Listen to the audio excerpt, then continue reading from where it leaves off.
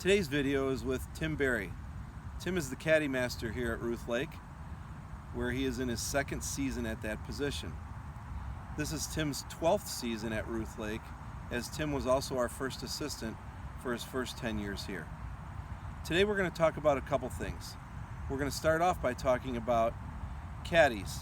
And since Labor Day is this weekend, it's a great time to talk about caddies because we're approaching our off season. So Tim, we'll have a couple topics that we cover today, but let's start off with, tell us about what members can expect with getting a caddy or a four caddy in the off season. Much like the summer season, any advance notice if you are bringing out guests or playing with other members and would like to walk or would like a four caddy for your group, the more time that you can give me to reach out to the remaining caddies that are not at school or away for the fall, the better. I do my best to try and honor any requests that our members may have, so it does help quite a bit to know in advance when you are coming out. And if we get in one of those rare instances, because I'm sure even with advance notice, sometimes you just can't do it. Whether it be a lot of requests on a particular day or a part of the day where you just can't get caddies here, would a member still be able to walk if they wanted to? Absolutely.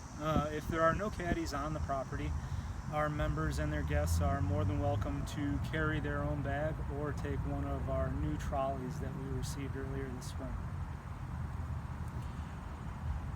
Talk to us about some of the benefits of taking a caddy. You know, we all know that, you get a little bit more exercise walking and things like that, but there's many more benefits to taking caddies. Can you just go over a few of those? Of course.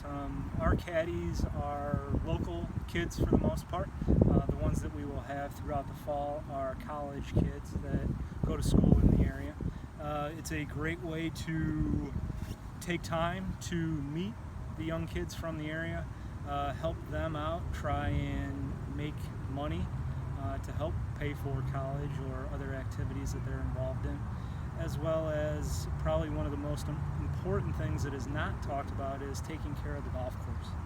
Replacing divots, caddies fixing ball marks, raking bunkers, just generally helping our grounds crew take care of the golf course. That's great stuff. One of the things you also mentioned there is the kids making money.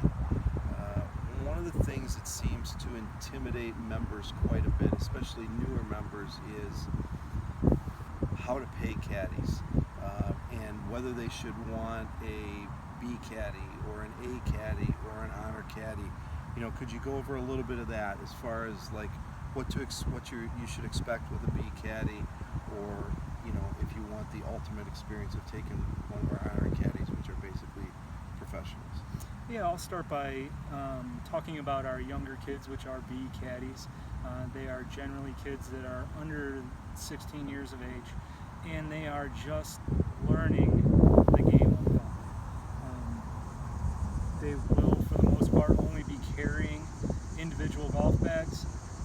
They still will help you take care of the golf course, provide you with yardages, pull flags, rake bunkers, etc. Each classification has their own individual color of caddy card. B caddies are red. So if you take a B caddy out, they will hand you a red caddy card at the end of your round, and most of our members will use that card. Obviously, our members are always welcome to pay cash directly to the caddies, but 90% of our caddy tickets are used with younger kids. Our slightly older kids are A caddies.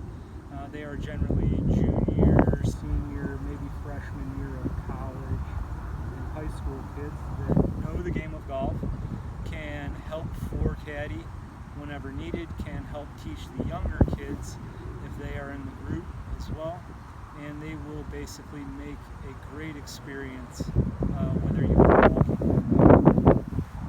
And then our top level caddies are called honor caddies. They know the ins and outs of the game. They read greens. They're very experienced, have been on the property or at other clubs for at least 4 or 5 years, and they can basically guide groups around the golf course without any issue whatsoever. One of the topics that keeps coming up here at Ruth Lake is because of people like yourself and Marco Tadek and the support of our golf chairman over the years, we've built what I consider to be a great caddy program, but we don't have what's called mandatory caddies. And this has been a topic of discussion.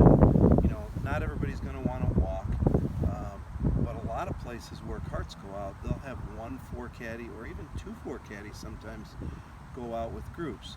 And I know that sometimes from time to time during the week that some of our younger kids might get sent home, but can you just touch briefly on what your position is, because I think that you and I both agree on it, whether or not we should have mandatory caddies here at Ruth Lake, or whether we can just continue to just taking our product, which we feel is as good as any out there, and just promoting it that way. Yeah, I'd like to start by saying that I am grateful for the membership and their support of the caddy program in general. Mandatory caddies becomes an issue for those players that really do not want a caddy in their group.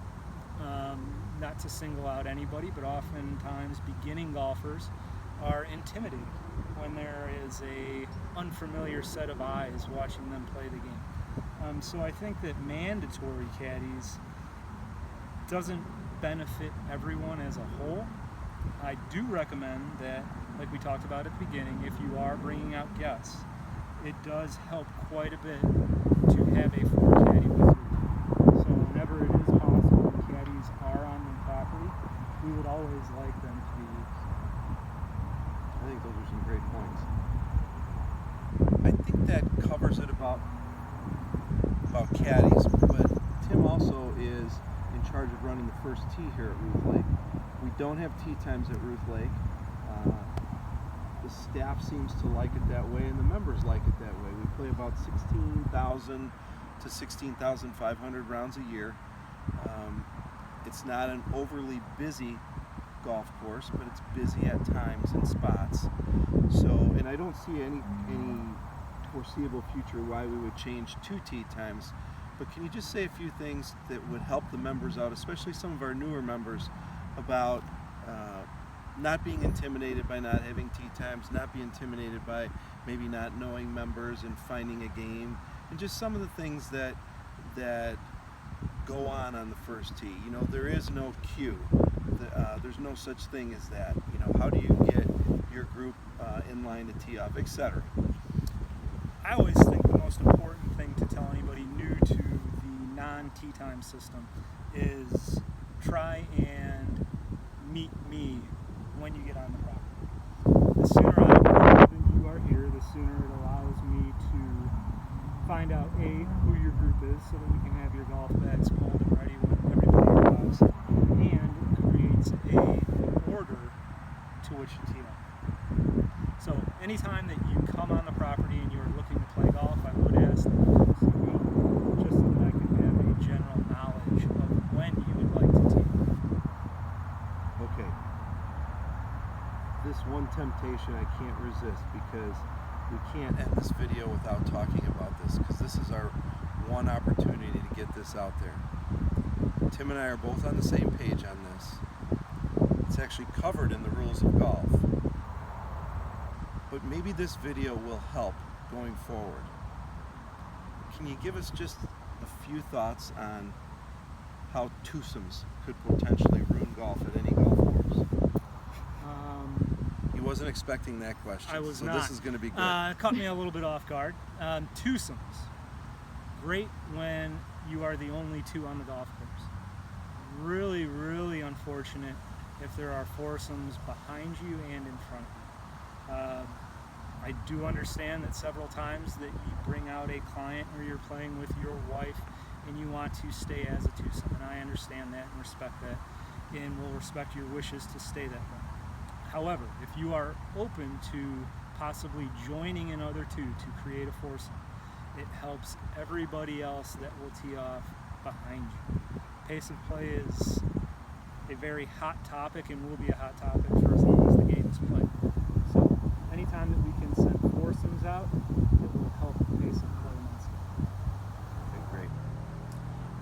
I'd just like to leave with a few closing comments. First of all, myself and the assistants, with Tim being formerly one of us, we appreciate the order that he runs the first tee in here at Ruth Lake and the quality of the caddy program that he puts out for the members.